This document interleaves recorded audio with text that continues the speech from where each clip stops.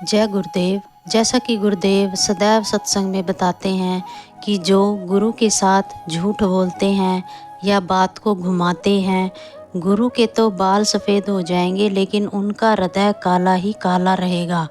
गुरु को सिर राखिए चलिए आज्ञा माही, कह कबीर ता दास को तीन लोक भय नाही। गुरु शिष्य संबंध में विश्वास और श्रद्धा का विशेष महत्व होता है।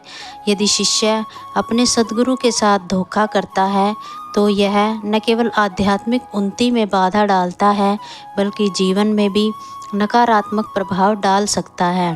एक समय की बात है, एक गांव में रामलाल नामक युवक रहता था। वह आध्यात्मिक ज्ञान की खोज में एक प्रसिद्ध संत के आश्रम में गया और उनका शिष्य बन गया। गुरु ने उसे ध्यान, योग और धर्मशास्त्रों की शिक्षा दी। समय के साथ रामलाल गुरु के निकट शिष्यों में एक बन गया। एक दिन गुरु ने रामलाल को आश्रम की धनराशि की देखभाल का कार्य सौंपा।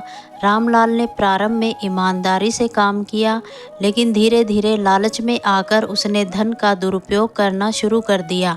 उसने सोचा कि गुरु को पता नहीं चलेगा, लेकिन सत्य छिप नहीं सकता।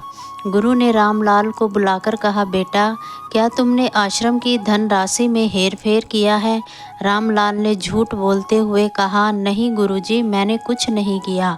गुरु ने शांत स्वर में कहा, सत्य हमेशा प्रकट होता है। तुम्हारे कर्मों से मैं दुखी हूँ, लेकिन मैं तुम्हें एक अवसर देना चाहता हूँ। सच्चाई स्वीकार कर लो और प्रायश्चित करो। रामलाल ने अपनी गलती स्वीकार की और गुरु से क्षमा मांगी। गुरु ने उसे क्षमा कर दिया, लेकिन उसे आश्रम छोड़ने का निर्देश दिया ताकि वह अपनी गलतियों से सीख सके और नया जीवन शुरू कर सके। गुरु के साथ विश्वासघात करने से शिष्य का ही नुकसान होता है। गुरु की कृपा और मार्गदर्शन से ही शिष्य की उन्नति संभव है। इसलिए गुरु के प्रति सच्ची निष्ठा और ईमानदारी बनाए रखना आवश्यक है।